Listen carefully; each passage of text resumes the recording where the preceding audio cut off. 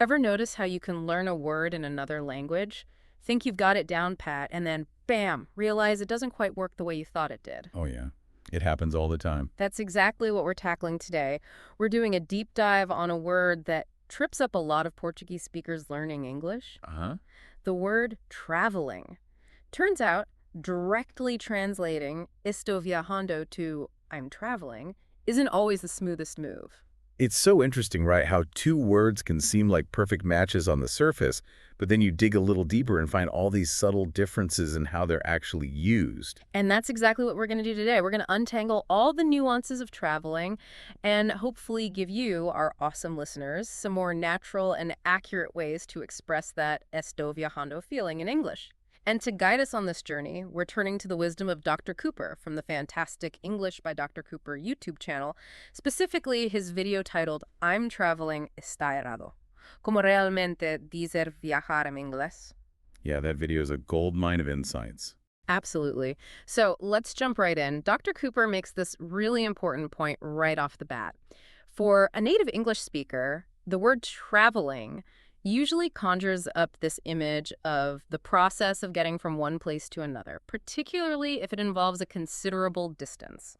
Like picture someone on a plane, a train, a long car ride, that kind of thing. Right. It's about being in transit, actively moving between locations. Exactly. Now, viajar in Portuguese definitely has that sense of going from point A to point B, but its main emphasis is often on the idea of taking a trip or being on a trip, which often implies that you've already reached your destination. Yeah, and that's where things can get a little tricky for Portuguese speakers. Because when you say estou viajando in Portuguese, the listener understands you're currently in a different location, not necessarily in the act of getting there. It's like the default setting is different for each language?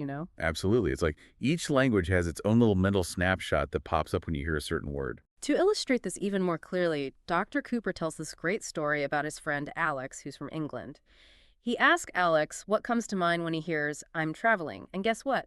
I bet it was someone on the move. Spot on.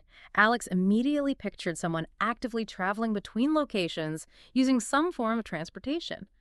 It just goes to show how these seemingly simple words can pack different meanings depending on the language. It's fascinating, isn't it? It really is. So Dr. Cooper points out that this difference in how we perceive traveling can lead to a couple of common hiccups for Portuguese speakers. The first one isn't so much a grammatical error, but it can sound a bit unnatural to a native English hearer. He uses the sentence, last month I traveled to Canada to visit my in-laws, as an example. Right. And while that sentence isn't technically wrong, it's not how most English speakers would naturally phrase it. Exactly. It's grammatically sound, but a bit clunky. Precisely. When you're talking about reaching a destination, especially if the focus isn't on the journey itself, we tend to use the verb go. It just flows more naturally.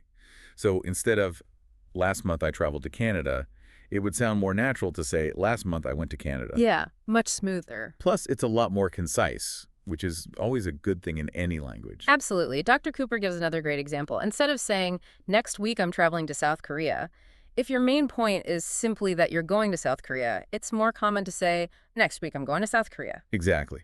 And he also mentions the verb visit as another option that can work really well in some cases. So there's actually a bit of flexibility depending on the context. Right. You've got options.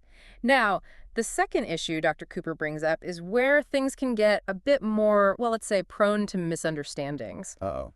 Yeah, it's all about using traveling without actually mentioning your destination when you really mean to say that you're away on a trip. Oh, I see. You mean when you're already at your destination, but you still say, I'm traveling. Yeah, exactly. And this can cause some real confusion. Imagine a student texting their professor and saying, I can't go to class today, I'm traveling. The professor's probably picturing that student stuck at the airport or something. Exactly. They're thinking, oh, this student is literally in transit. But what if the student is actually already at their destination, maybe chilling on a beach somewhere? They could definitely lead to some mixed signals. Big time. And Dr. Cooper shares this hilarious anecdote that perfectly highlights this confusion. He had a student who would constantly tell him they couldn't make it to class because I will be traveling.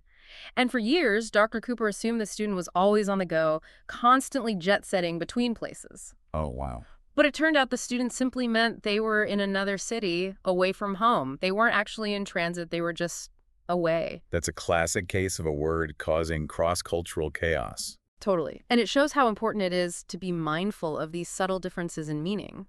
So if you're at your destination and you want to tell someone in English that you're away, that you're basically estuviando, what's the most natural way to say it? Well, the most straightforward and effective phrase is simply, I'm away. I'm away. Yep. It's clear, concise, and doesn't carry that implication of being in transit. You could say, I'm away for the weekend, or he's away on business, and it immediately tells the listener that you're not in your usual spot. I'm away.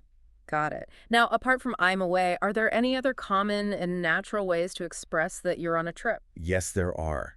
And this is where we see a slight difference between American and British English. Uh-oh, here come the variations. Don't worry, they're pretty straightforward. So in the U.S., the go-to phrase, especially for longer trips or vacations, is, I'm on vacation. I'm on vacation. Exactly. And in British English, the equivalent is, I'm on holiday. I'm on holiday. Yep. Now, as Dr. Cooper points out, many learners might not be aware of these common alternatives, so they might stick with traveling, even when on vacation or on holiday, would sound much more natural.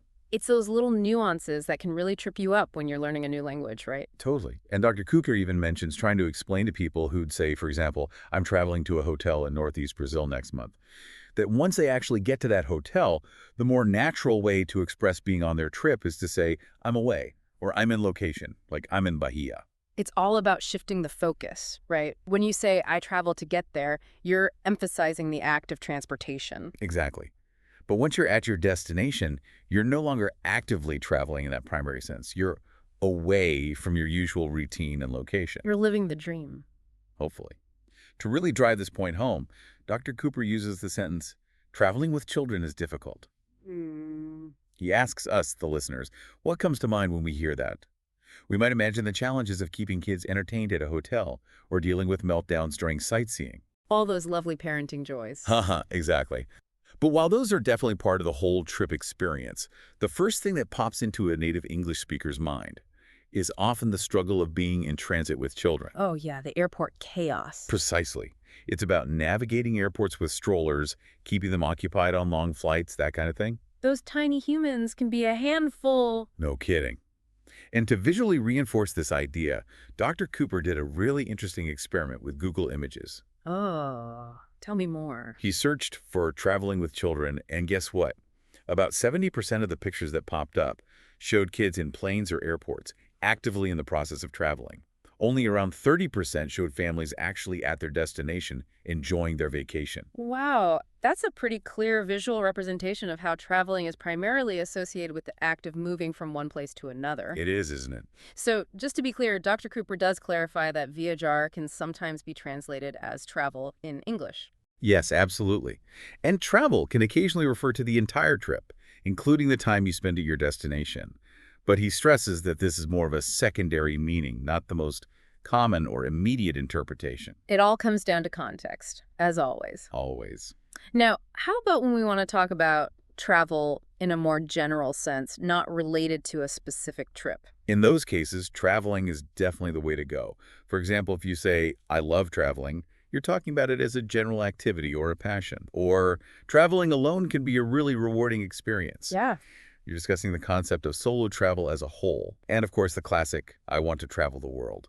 In those instances, traveling fits perfectly. Perfectly. Okay, so as we wrap up this deep dive, what's the most crucial thing for our listeners to remember about traveling? The key takeaway is that while traveling and viajar might seem like direct translations, they carry different primary meanings.